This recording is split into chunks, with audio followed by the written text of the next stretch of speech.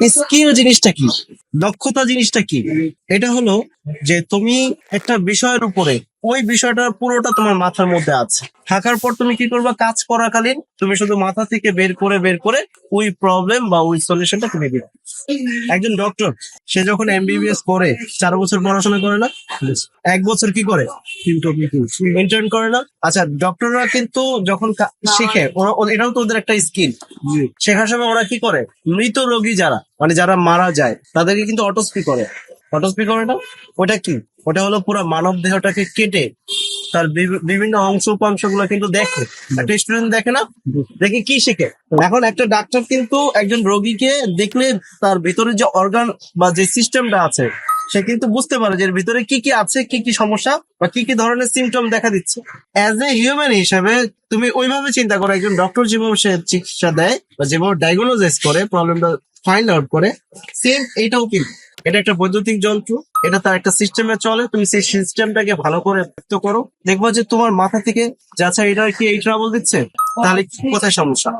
আচ্ছা, ঠান্ডা হচ্ছে না, এর ভিতরে কি আছে? ঠান্ডা না হওয়ার কম্প্রেসার চলে না, নাকি কম্প্রেসার চলে? রেফ্রিজারেন্ট নাই, রেফ্রিজারেন্ট নাই কেন? কন্ডেন্সার লিক না ইভাপোরেটর লিক, সেগুলো ফাইন্ড আউট করতে হবে না?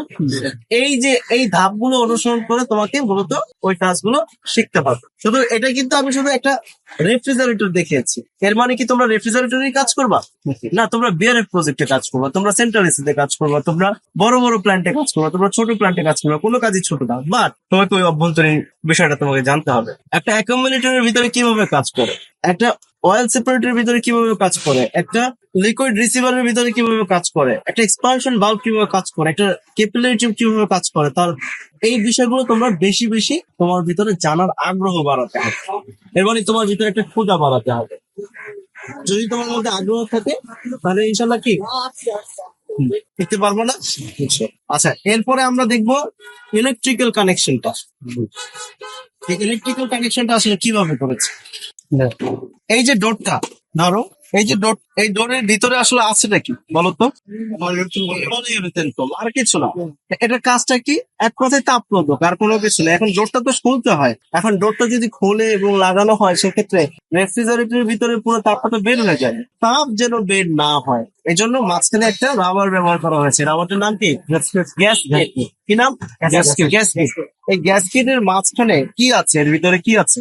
এর ভিতরে একটা ম্যাগনেট আছে, চুম্বক আছে। হ্যাঁ, এই চুম্বক গুলা দিয়ে শুধুমাত্র ডোরটাকে লাগানো, আর কিছু না। এটা হলো থার্মোস্ট্যাট সুইচ, এগুলো তো জানো, এগুলো কাজ সম্পর্কে জানো না? থার্মোস্ট্যাটের কাজ সম্পর্কে জানো না? এটার ভিতরে দেখছো না তার কাঠামো গুলো? থার্মোস্ট্যাট সুইচের, আর ভ্যালুসটা হলো ভিতরে। এই তেলটা কোথায় লাগানো দেখো, এখানে একটা পাইপ দিয়ে, এই যে দেখা যায় কি, এই যে দেখা যায়, এদিকে লক্ষ্য করো, বাইরের ভিতরে দেখা যায়। এর মানে এই তেলটা ভিতরে ঢুকে এর ভিতরে থাকলে তাহলে এখানে তাপমাত্রা সে অ্যানালাইসিস করে জানাতে পারে, কম্প্রেসরটাকে এখান থেকে তাপমাত্রা অনুযায়ী বন্ধ এবং চালু করে। ক্লিয়ার? তাহলে এই যে দেখো কিভাবে তাপ পড়তেছে।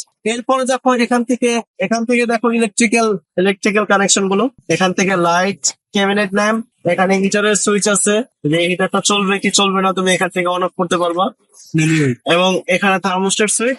এই কেবল গুলো নিচে চলে গেছে। আজকের প্র্যাকটিক্যাল যে ক্লাসটা, যদিও এটা আমাদের বোর্ডে হয়েছে আমাদের সার্ভিস সেন্টারের সামনে, তো আমি 6 বছর ছাত্র পড়িয়ে যেটা বুঝতে পেরেছি যে একটা ছাত্রকে আমি যদি ট্রেডিশনাল ওয়েতে শেখাতে যাই, যে আমি ওকে বই পড়ালাম, শেখালাম, এটা ভুলে যাওয়ার আশঙ্কা সবচেয়ে বেশি।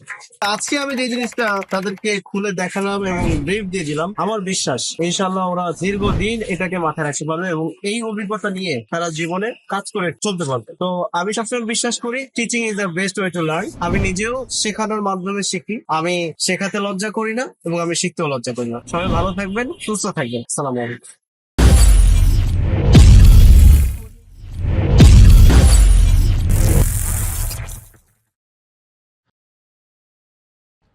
দক্ষ হয়ে বিদেশ যাব।